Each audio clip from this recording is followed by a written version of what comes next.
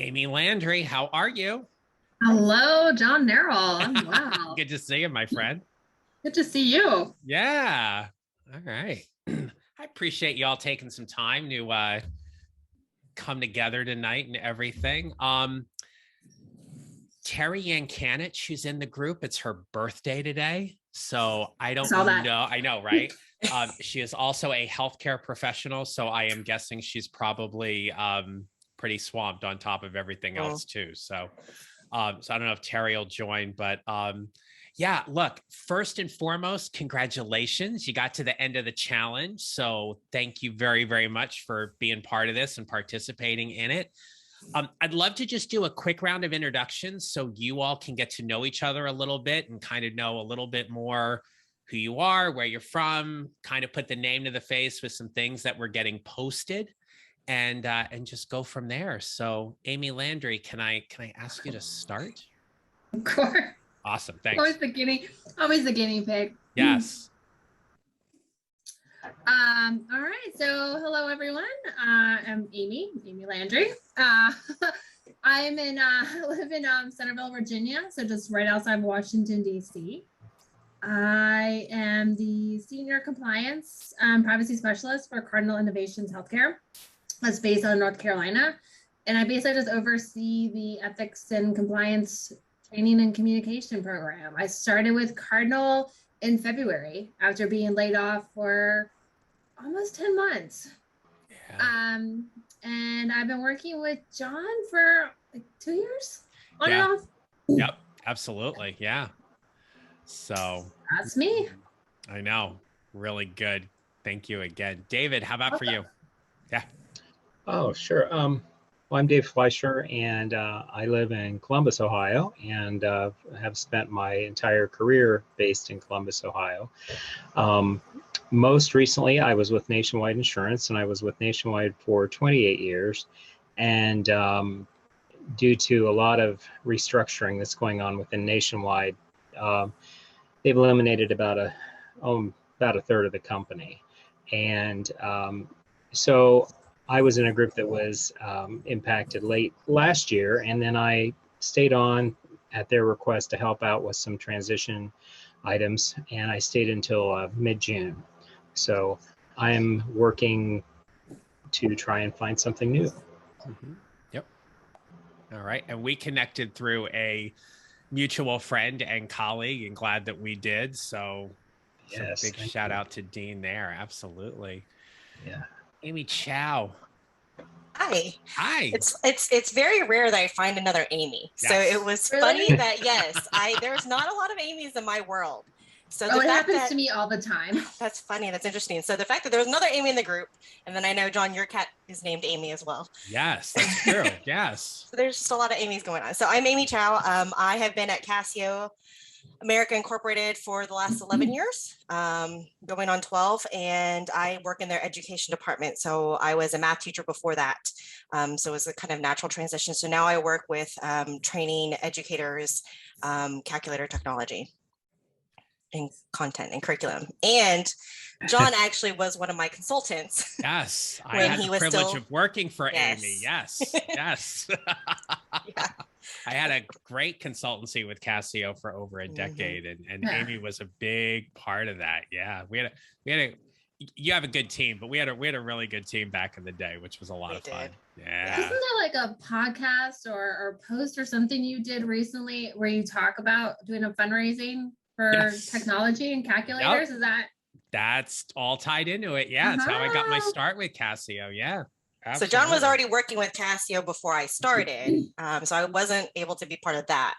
But we did a lot of work together once I joined the team. Yeah. So, Nice. yeah. Yeah, 'cause I was with them from like 03 to 12. Yeah. Yeah. So almost. So we had a couple year overlap. Yeah, exactly. Yeah. So I am here for you tonight. I am here for your questions, your discussion, anything that you have related, be it to a topic in the challenge, maybe something we didn't cover, something that you want clarity on. This is a time for us to just have a really relaxed conversation. I'm here to serve you. So if any of you have a question, feel free to throw it at me and let's get started. Oh, well, I think just as a general comment, I appreciate the opportunity and the great materials that you put together, John. I think that was very, very helpful, obviously, very thoroughly thought through. And I've been using them. I'm not totally done with like the story bucket. I'm working on that. I do recognize how so many of these things are important, and certainly have taken the opportunity to like update even more than I had LinkedIn, and to look at things again on the resume that was written for me by Randstad RiseSmart, which is a company that Nationwide paid to help, and I have a coach through that through next month as well. So those things were really helpful for me. I think, you know, my the Tell Me About Yourself, I think, was especially helpful because I am not historically good at blowing my horn, and it obviously is to my detriment. Yeah. I would say my biggest struggle, and the thing that I kind of fell off the grid for a day last week because actually I had gotten quite upset about not anything with you folks, just I had had 2 interviews. I had really anticipated them. I thought things were good. These were people that both contacted me through mutual friends, so I had this connection there too. And the thing that none of us can prepare for is the swoop in, shall I say, of the advocate. And I don't know, that sounds a little dramatic, but the one thing I don't have, I have a lot of friends and I have a lot of connections. I don't have an advocate in a given corporation. And if someone does, as was the case with me last week, it kind of supersedes qualification, interviewing techniques, all of those things, because that person, frankly, truthfully, and candidly, does not have the qualification that I do. They do not have, you know, they do not have probably the resume that I do. And not wanting to fall into self-pity, but, you know, we prep ourselves so much for everything we can control. And at the end of the day, there's this advocacy element, I think, so much in society today that is just hard to overcome. And so I'm struggling with that right now. I'm going to do all these other things because obviously those are the only things that we can control and the only things I can control.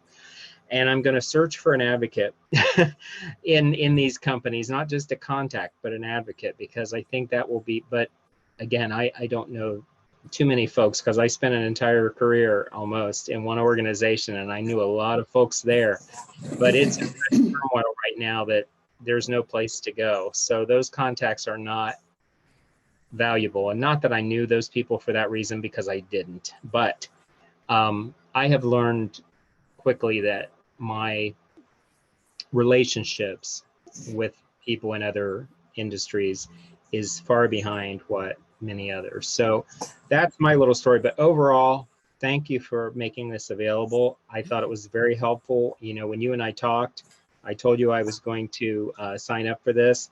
I got my little book. I did. It's right here. I got both of them now.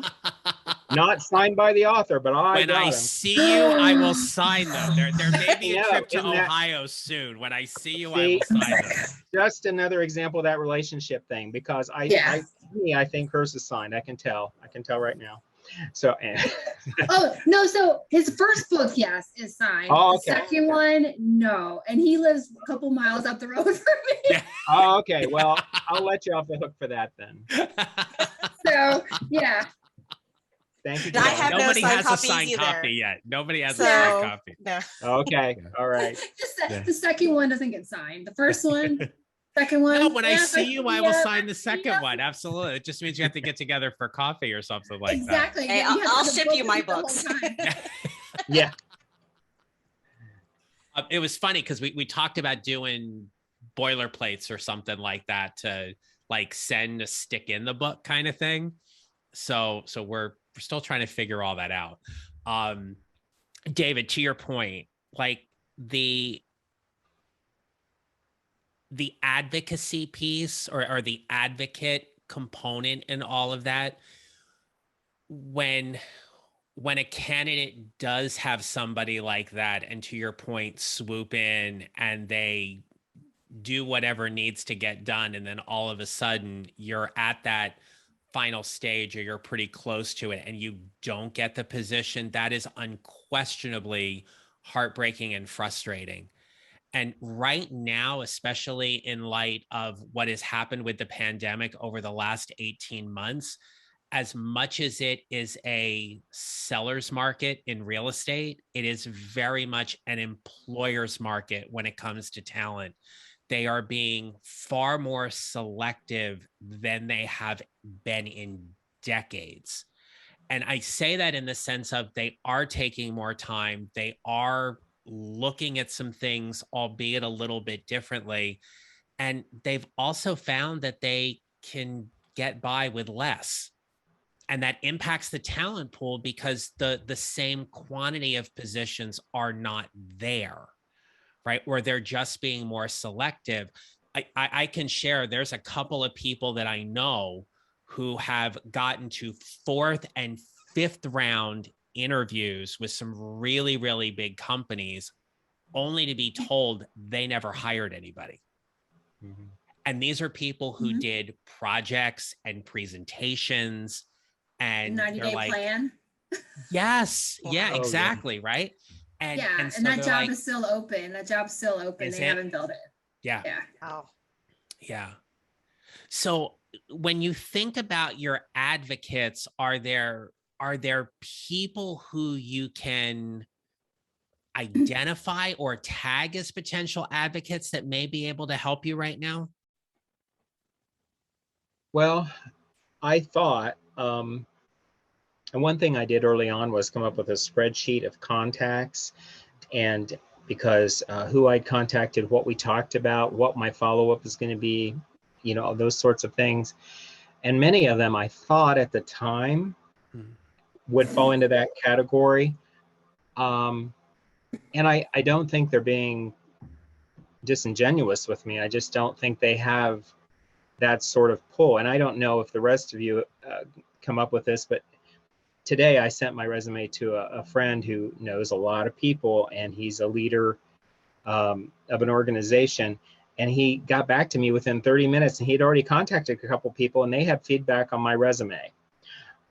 And I'm like, okay, this resume has been professionally written. Everyone I send it to has an opinion on the resume. It's like, I appreciate it, I really do, but that's not my problem. And so people try to help, but they help with what they know or what they have control over helping with. And for most people, I think it's feedback on the resume. So I have to try to thank them, let them know why it looks as it does, which, you know, chock full of words to get through the algorithm. Yep. And then try to think of, well, what do I want to ask them? What can they really and realistically do? So I've identified a few of those folks, and some of them have been very gracious to recommend me for jobs like the ones I was talking about. They absolutely. But as far as really having the power to do anything, or it just seems rather limited, I think. Can I offer a suggestion? Sure. Or I actually recorded a podcast episode this afternoon with a relatively new coach colleague who I connected with. And we were having a conversation this afternoon about ageism and informational interviews. And the point being that, you know, understandably, as we get older, that may be a hurdle we have to overcome. And what Lisa was saying was, as we connect and we're doing an informational interview or we're just having a conversation with someone, her favorite question to end with is, who do you know that you can connect me to that is going to help move me and my job search forward? And she's like, usually they'll have somebody. And she's like, I don't care whether you think they're a great resource or not, you have the conversation, because you never know where somebody, and I'm paraphrasing here, but like, you never know where someone's going to champion your cause or who's going to be that advocate for you. And if anything, it just extends your reach and your contact a little bit further. It's not a quick fix. That's the frustrating piece, but. No, and you never know where it's going to come from, but thank you for that. Thanks very much. Yeah. So, yeah, other questions? Well, so I mean, this is really, again, not really so much a question, but an observation. So I mean, yeah, thank you so much for all the materials. I know you wrote it mostly for those that are looking for a job. So obviously, I'm in my current job. Yep. It's not my dream job yet. It's like the bottom rung. So I was on the vendor side in compliance and ethics, and I made the switch to go in-house. I've always wanted to go in-house, and I finally, being laid off finally gave me that push to do it. So I'm kind of having to kind of start over again a little bit at the ground level, and then kind of work myself up to my ultimate dream job. But I definitely can see where a lot of the items in the challenge and in your book can help, somebody who is just starting a job, build those relationships with people, have those conversations. Right now my company is consolidating with another company, so there's a little bit influx. So I have to go through my first 90 days again. So it's my chance to, yeah. So I'm still trying to we're still trying to learn about the new organization. There's a little bit pieces kind of trickle in over the next couple of months with, I think everybody by mid-December, everybody should be transitioned over into the new combined organization. So, but yeah, I get to do another first 90 days, but I think it's good because I definitely looking back at my first 90 days, with my current position, and I see there are things that I did well and there's things that I did not do well. And definitely some of these items that you shared in this challenge, like the tell me about yourself,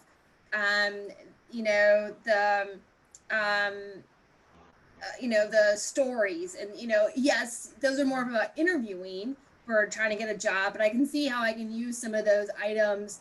And that's why it's going to take me probably a little bit longer, because I'm going to have to start learning more about the organization and my position and everything. But I can see where I can take a lot of those items that you shared and help me craft a better first 90 days. Nice. To both of your points about the story buckets, I had a conversation about 3 weeks ago with a really, really dear friend of mine who is a senior executive within the federal government. And he had read the book and he wanted to sit down and talk to me. And he goes, I'm going to tear a couple things apart. And I was like, okay. And this is the kind of friendship we have. So it was all good in terms of what he was tearing apart. But when we got to the part about the story buckets, he goes, this resonated with me so strongly, because I tell people I work with all the time that they need to have 7 stories. And he goes, 7 stories. He goes, but you need to tell them from the perspective of, here's what I did.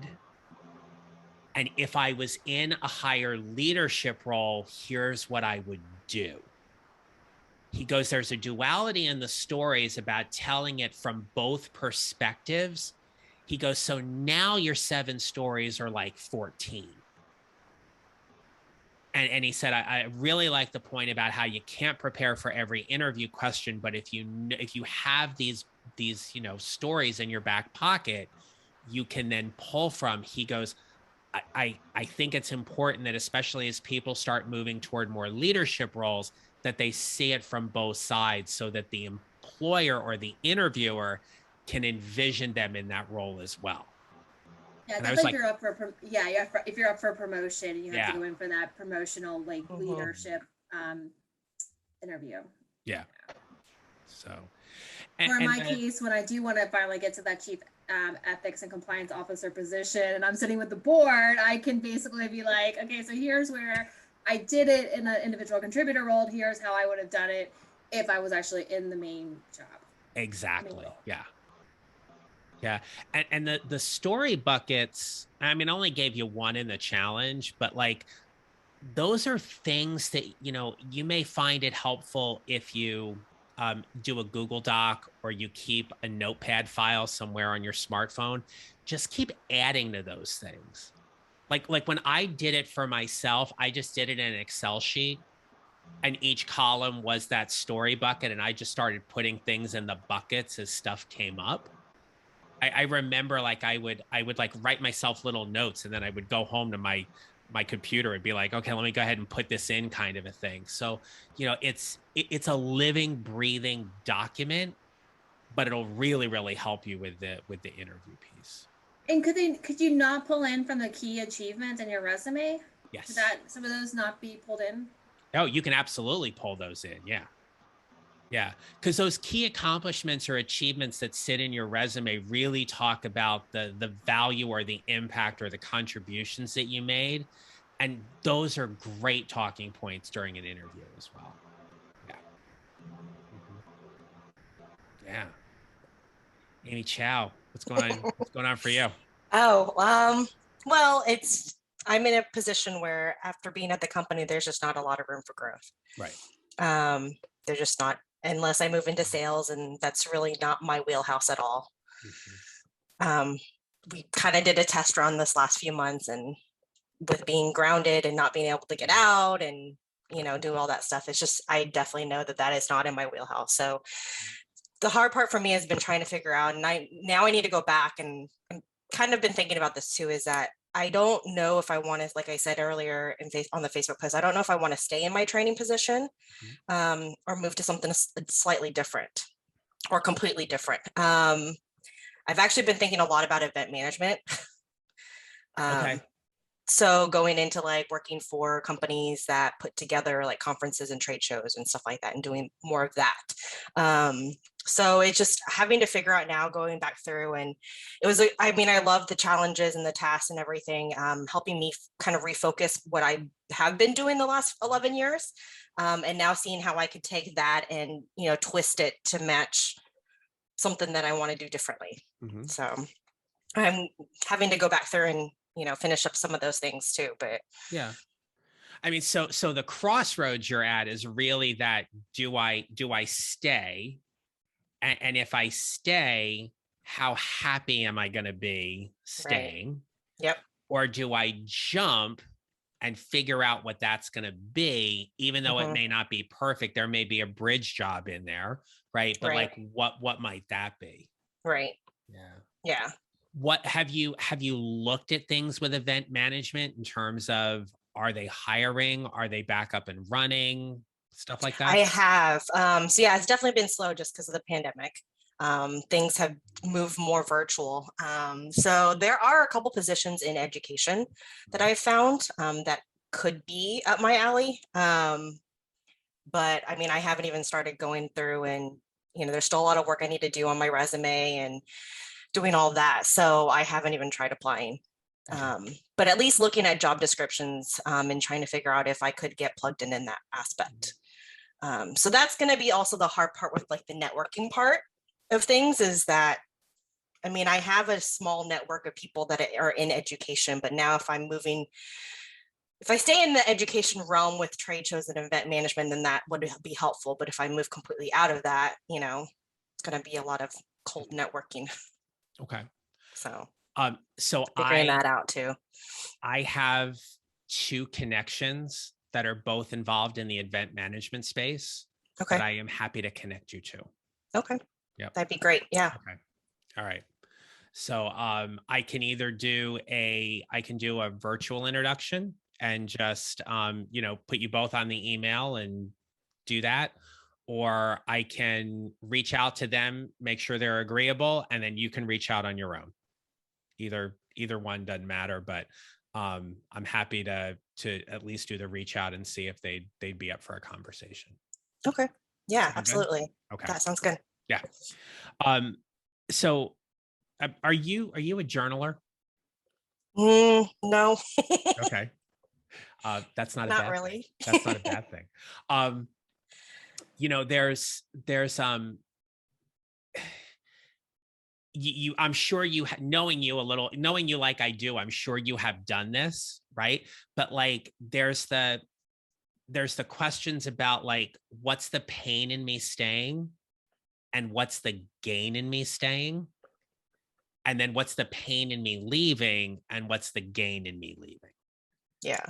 Right? Like we call it a pain gain model. And those 4 questions, like to really sit with those and be like, okay, because for all of us, like what always holds us back is the fear of the unknown, right? Nobody ever wakes up in the morning and be like, I'm going to throw caution to the wind. I don't care what the hell happens today. Nobody does that. Like they do that in a Disney movie, right? They just don't do that.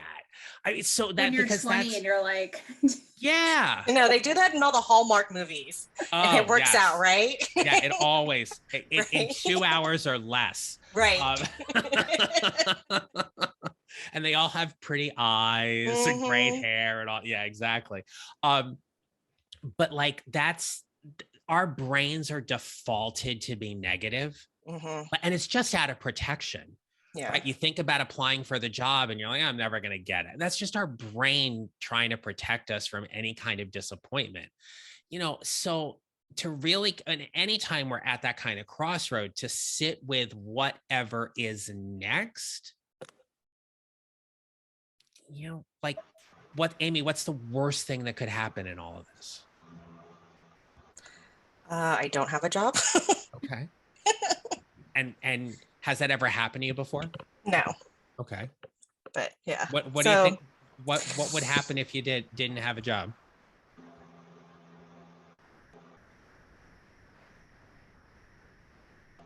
I would need to look for a job. So yeah. You're gonna take all that free product that you have sitting in the closet and be like $20. Start selling that. Yeah. Right. Huge yard sale. Right. That's right. Right, exactly. I mean, that's the thing. Like we figure it out. I mean, David, this is raw for you because you've been in this space, right? You are figuring it out. Amy, you were in this space for 10 months, right? You figured it out. It's not like the greatest time in your life, but it certainly is that, that part of you that you're like, all right, what happens today? And that's why one of the foundational blocks in all of this was for you to get really clear about how you tell your story, how you tell people about who you are and who you help and what you help them do specifically, because that gets people interested in you. Right. As opposed to just being, I train people, or I sell car insurance, or I keep people from getting out of jail, getting into trouble, right? Like I do ethics and compliance, and people are like, okay, great. Like there's all that piece to it. And so that's part of navigating this whole career space that you're in right now. Yeah. Other questions, other observations, thoughts, stuff.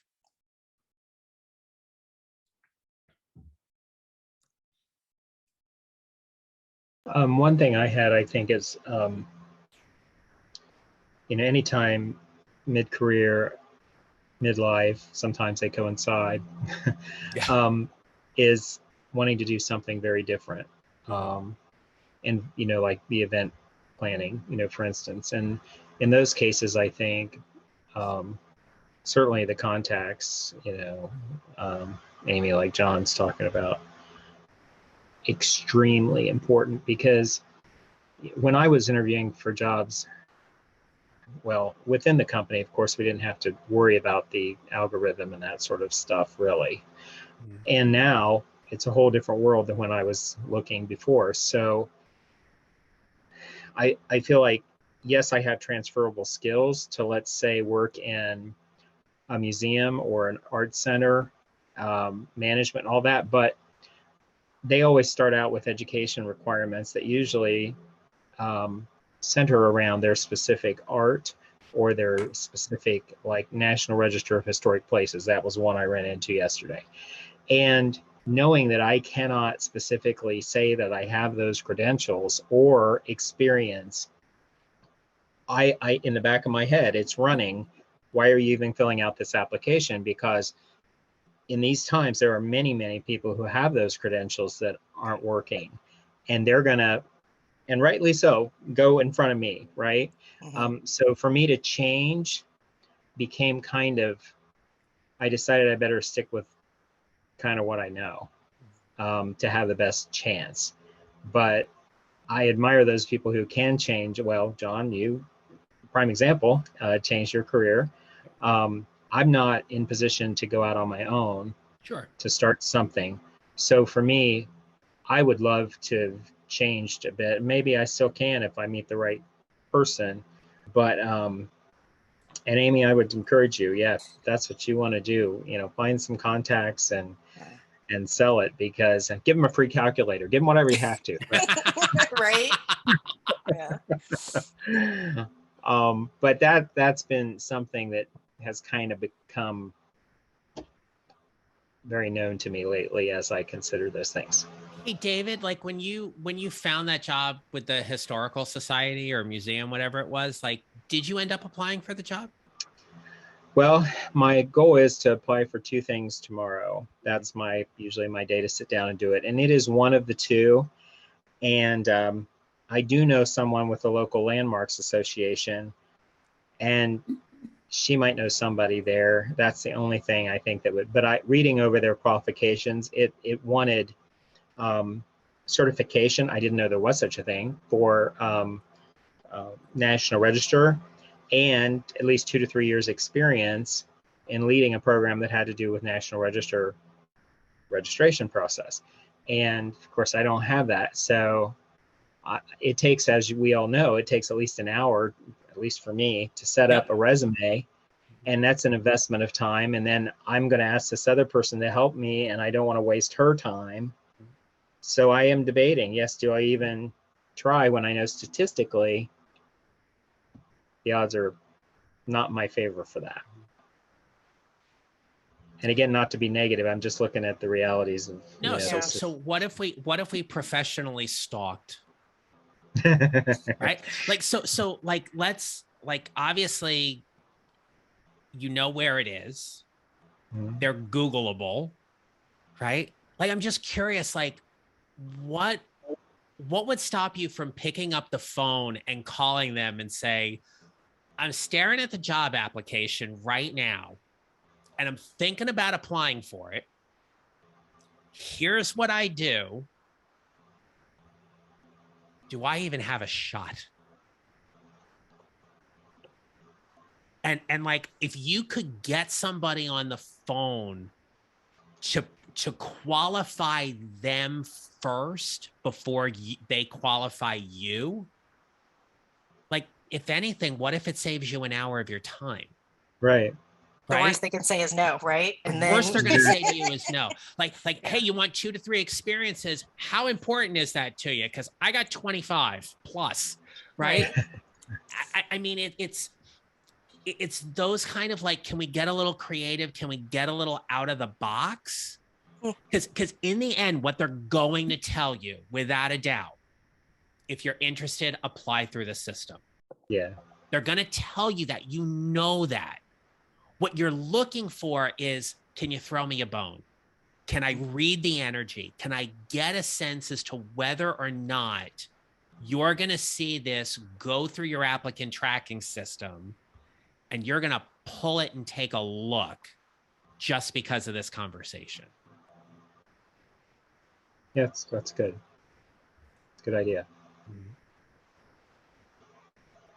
Because see, where, like, when I hear people say things like, I don't want to waste this other person's time, right? To me, what that says is big heart. Like, you care about the relationships you have, and the last thing you want to do is do something that's going to be futile or put somebody out of their way. Even if they say, like, I'll absolutely do it, you still don't want to waste their time, right? So people will want to help. you may be able to get through to somebody and they might want to help you in return. Even if it says, no, it's absolutely a requirement. We're not going to even look. Okay, great. Thanks for telling me. At least that way, you know, Yeah. right? It's get the information you need to help you make a decision moving forward. Great. Thank you. Yeah, you're welcome. What other things?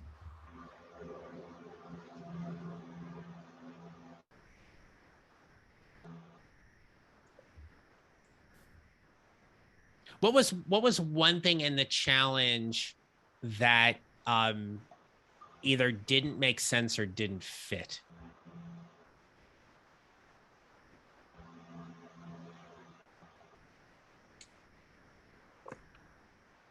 Or maybe you wish we spent a little more time on?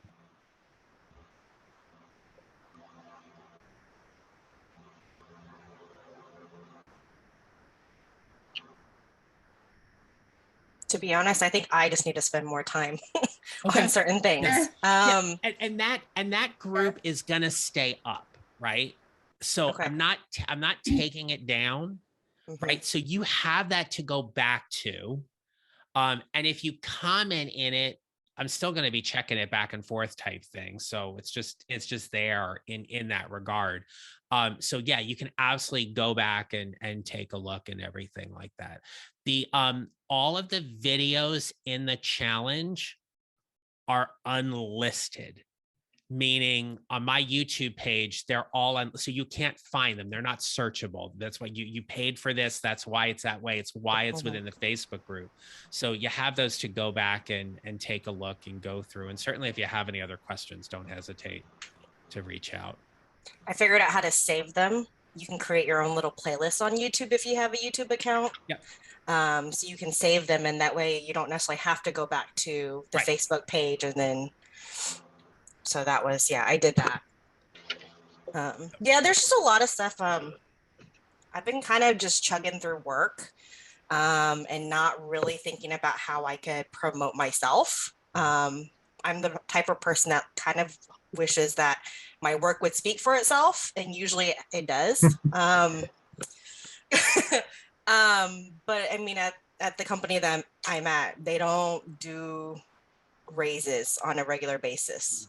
They just do standard of living every year, and then if you get a promotion, you get, an increase in money.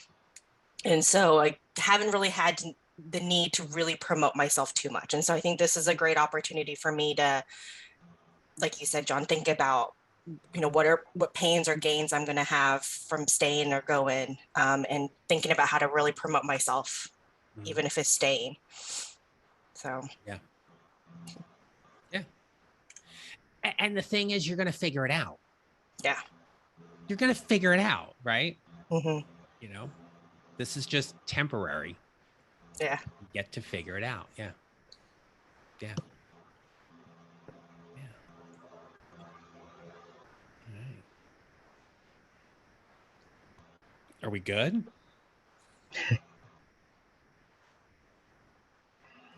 I did give you a feedback form. If you haven't had a chance to fill that out, please make sure to go in and do that. I will be running this again. So obviously, if you know anybody, word of mouth is always appreciated, but I'm going to run this again, probably beginning of December, maybe beginning of November, but probably beginning of December. So, so you'll see some more stuff coming out about that as well. But obviously, if you know somebody you think would be good, and I want to make it better the second time around. So obviously, when you look at the form, if there is something you think could be a little bit different, by all means. I don't know if I shared this with you in the group, but so it was day 7 because we were coming up on the rest day.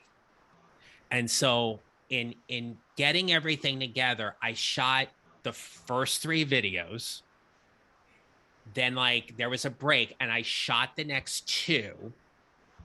And then I had a wild hair on the weekend and I was like, I'm just going to shoot the rest. So I had my outlines and everything, shot all of the videos on a Sunday, edited them, loaded them up, scheduled all the posts in the Facebook group. And the very next day, the landscapers came and accidentally cut the internet cable. Oh yeah, that's right. So that's why that video was late. Yes. Because there was So- a video that was late. I don't Right. remember seeing. Yep. And I was like, because it was a little before 2:00 that afternoon. And Richard comes up and he goes, they cut the internet cable again. Like, we've been pleading with the cable provider to come and bury the cable. And he's like, damn it, I was on a call. And I was like, I don't know what I'm gonna do. I'm like, oh, wait a minute. Most of it's all loaded in. I'm okay. So yeah, it made for a fun little, but like one of my big takeaways was the next time I do this, like, load everything in, schedule it on time, and it's done. And I can then do the rest with, this thing and all that kind of stuff. I am beholden to my laptop. I will say that. So yeah. So look, any other questions? Because if not, we can wrap it up a little bit early. No, All right. I think that's fine. Thank you. Well, look, thank all of you, and to everybody else who's not with us, thank them as well. It's really been great. Thank you for being a part of this and helping me test this and see how it goes. One last thing, I'm going to ask you if you would give me a countdown to 5 to 1. Ready? All right. All right. 5, 5, 4, 4, 3, 3, 2, 1. 1. Congratulations. Like our balloons coming in. Yeah. Yeah, I freaked the cat out probably. Boy, you'll never find that cat now. No, Yeah. exactly. So, all right, I will be following up with each of you. But again, thanks so very, very much. Have a good rest of the night. And if you have any questions on things, don't hesitate to reach out. Okay. All right. Thanks, All John. right. Thanks again, everybody. Talk to you Thanks, later. everybody. Bye. Bye. See ya. All right. Bye-bye.